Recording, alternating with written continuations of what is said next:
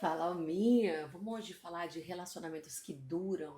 Nossa, hoje em dia, mais do que nunca, as pessoas almejam aquele relacionamento duradouro.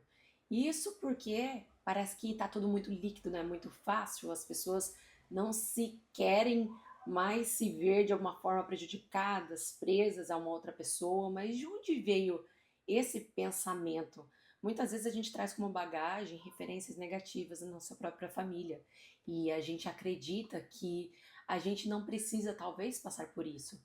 Só que tem tudo, tem prós e contras, né? Por exemplo, os prós é na família que justamente a gente tem a oportunidade de exercitar muitas coisas com relação ao que a gente precisa desenvolver.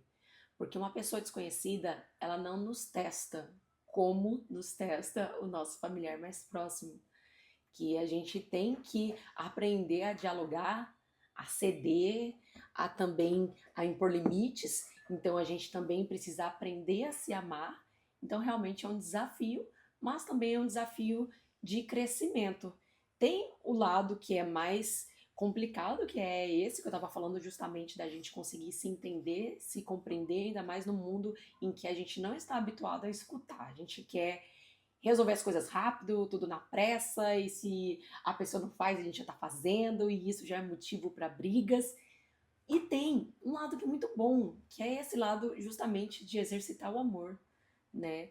Quando as pessoas compreendem que existe um relacionamento que é algo além delas próprias, desses lugares individuais, que é onde acontecem realmente as discussões, as rupturas, porque as pessoas estão muito nesse individualismo, elas conseguem crescer, elas conseguem exercitar o amor, e não tem coisa mais maravilhosa e mais gostosa que estar em família. É muito bom isso. E às vezes as pessoas podem pensar que existem várias razões para as outras invejarem, por exemplo, da nossa vida, né, da vida alheia, mas você sabe, o que é mais invejado nesse sentido de desejado é justamente esse relacionamento verdadeiro.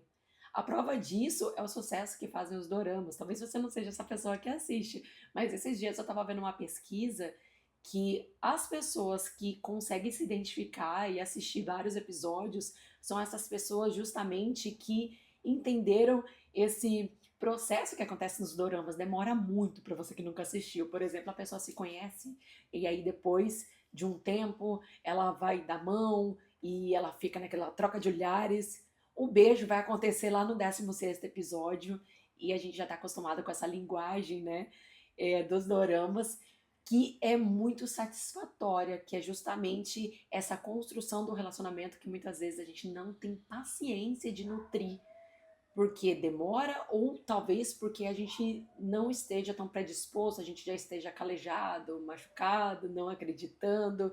E quando eu abri o evangelho e estava falando sobre a doçura e a afabilidade, e por que agir contrariamente a isso seria tão errado, né? Porque se a gente ler lá, tem palavras assim muito fortes, né, de condenação para uma pessoa que simplesmente pode falar um tom de voz mais agressivo, pode desprezar outra pessoa, existe uma palavra muito forte contra isso. Mas por quê? Por que essa condenação seria dessa forma? Justamente porque é contrária à lei do amor. E a lei do amor, toda vez que a gente se distancia, acontecem provas na nossa vida que são justamente para que a gente consiga se aproximar. Por exemplo, um casal briga demais porque ele não está conectado. E a gente querendo atenção, querendo falar as nossas necessidades, que às vezes a gente não consegue se aproximar, a gente grita, a gente agride, a gente faz o oposto à lei do amor. Até que a gente se veja num lugar tão aquebrantado e de maior humildade, é que a gente vai começar a pensar: bom, será que eu devia ter falado desse jeito? Será que eu poderia ter agido de outra forma? Sabe? E o caminho natural da nossa vida é o relacionamento, sabe? Por mais que exista uma maré de pessoas que falem que preferem ficar sozinhas, a gente sempre vai se relacionar umas com as outras. Não precisa ser um relacionamento amoroso, mas a gente tá nesse par, porque a gente vive em sociedade. Então eu abri também uma questão do Livro dos Espíritos que fala sobre isso, sobre essas uniões que às vezes são antipáticas, que não funcionam, E tem um trecho que fala assim, que achei bem interessante, que é o seguinte: há duas espécies de afeições, a do corpo e a da alma. Frequentemente, toma-se uma pela outra. A afeição da alma, quando pura e simpática, é durável. A do corpo é perecível. Eis porque, frequentemente, aqueles que creem se amar com amor eterno odeiam-se quando a ilusão termina. A gente vê demais isso. Pessoas que se davam super bem, que diziam se amar e daqui a pouco elas se separam e elas viram inimigas, né? Falam-se muito disso, né? O oposto do amor seria o ódio, mas não é bem o oposto. Na verdade, é porque estava justamente naquela fase da ilusão. Muitas vezes a gente conhece uma pessoa, deposita as nossas próprias expectativas, né? Projeta nas outras pessoas, né? As nossas expectativas. E o que acontece com o passar do tempo? Quando a pessoa mostra que ela é diferente daquilo que a gente imaginava, a gente começa a se frustrar. E aí, quando a gente não tem essa clareza de quem nós somos, a gente acaba tentando e tentando, falando, ah, a pessoa vai mudar, mas ninguém muda, né? A verdade é que a pessoa talvez sempre fosse de outro jeito e fossem os seus olhos que enxergaram ela da forma que você queria naquele momento. Porque é tudo etapas, né? No começo é tudo maravilhoso, é perfeito, a gente se esforça e daqui a pouco a gente vai mostrando quem a gente realmente é e talvez a gente não se esforce tanto, porque na verdade o amor ele é uma escolha e também é um comportamento, que é respeito, né? Que é o saber ter caridade com a pessoa, até ouvir uma pessoa ter caridade. Então, como está o meu comportamento com relação a outra pessoa?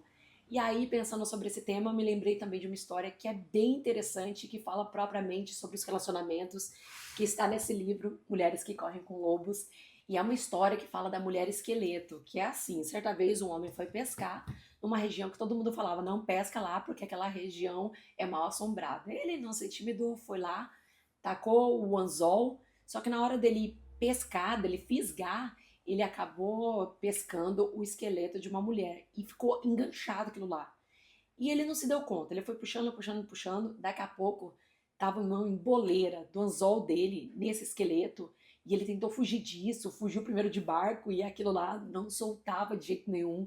Então aconteceu que ele não conseguiu se desfazer desse esqueleto, ele acabou indo para a própria casa com esse esqueleto, porque tinha outros peixes, né, que era o alimento que ele precisava. E aí foi interessante que ele começou a se habituar com aquela figura ali. Ele aos poucos foi tirando nó, né, com muita paciência, foi observando as feições daquele esqueleto, que era um esqueleto que tinha sido de uma mulher. E aos poucos, quando ele inclusive conseguiu até dormir ao lado daquele esqueleto, aquele esqueleto foi se tornando humano, foi se tornando uma mulher verdadeira e que estava ali no afago daquele homem que a princípio ela era assombrosa, né, dava medo e daqui a pouco estava naquela união. O que que essa história, na verdade, ela traz como reflexão? Que para que os nossos relacionamentos durem, a gente precisa aceitar a natureza da mulher esqueleto, ou seria a natureza dos ciclos, entender que não é porque começou ali que aquilo não terá um fim. E o fim não é necessariamente você se afastar da pessoa, mas a gente tem que ter consciência de que na nossa vida existem vários términos. A gente agora tá de um jeito, daqui a pouco a gente amadurece e aí a gente encerra determinado ciclo, a gente deixa morrer. E na nossa vida existem vários tipos de morte, e ainda mais no relacionamento, porque às vezes para eu fazer com que perdure determinada característica, eu tenho que abrir mão de outra. Então eu tenho que entender que a vida não vai ser só perfeita, ela vai ser de ciclos, e para que eu consiga passar por eles, eu tenho que ter essa maturidade, essa consciência de que nem sempre será igual. Tá começando agora de um jeito, mas essa história vai exigir muito de mim. Vai exigir de mim meu autoconhecimento, essa minha capacidade de doação e também de compreender o outro. E aí eu quero entrar um pouquinho na terapia familiar sistêmica, que é a minha especialização e que eu atendia casais e justamente o conflito era esse, que era o da gente conseguir entender que um mais um é igual a três. Por que que não é dois? Porque enquanto eu entendo que eu sou essa pessoa, a outra é essa, eu preciso entender que existe uma terceira, que é o relacionamento. Quando eu entendo essa terceira personalidade aqui, eu entendo que essa pessoa vai dar 50% do que ela acredita, essa aqui 50%, então vai se formar um acordo dessa terceira entidade que é o relacionamento. E com esse acordo a gente consegue ir em frente. Porque enquanto eu ficar nessa briga, nessa disputa, às vezes o casal está competindo, isso não vai dar certo. E que a gente consiga ter a consciência de se nutrir, se abastecer, porque sem amor próprio a gente fica muito esvaziado. E ninguém gosta de uma pessoa que é muito coitadinha, porque quando a gente conhece uma pessoa, quando a gente vai se relacionar, a pessoa parece que está empoderada, né? Ela tá sabendo ali quem ela é. E é por isso que a gente se encanta. Só que com o passar do tempo a gente meio que vai se misturando, né? Eu falei sobre individualidade, que às vezes a gente tem que abrir mão de algo, mas a gente também não pode se perder, porque senão a gente fica desinteressante. Então, acima de tudo, a gente precisa fazer coisas que a gente gosta, para que a gente não se perca, para que a gente se nutra, para ter mais resiliência, porque a partir do momento que eu abro mão de mim, sempre para atender o outro, eu começo a mostrar para mim que eu não sou importante. E aí eu começo a ficar essa pessoa sem graça, essa pessoa murcha, e começa isso para mim mesma, que eu vou ficar triste. Então, assim, eu preciso me nutrir, mas eu preciso ter a consciência de que para o relacionamento dar certo, eu preciso entender que esse relacionamento é formado de duas pessoas e, acima de tudo, do nosso acordo. Existe um exercício prático sobre isso que você pode fazer no seu relacionamento, que é fazer o brasão familiar, que é esse que eu falei. Você vai desenhar um símbolo ali da família que vai funcionar da seguinte forma: você faz o seu, vai escrever quais são seus valores, o parceiro lá escreve quais são os valores dele, e a partir desses dois desenhos a gente constrói um só, que esse vai ser o brasão da nossa família e que a gente vai poder seguir a partir de agora. Espero que esse assunto tenha vindo num momento importante para você e até o próximo vídeo. Tchau!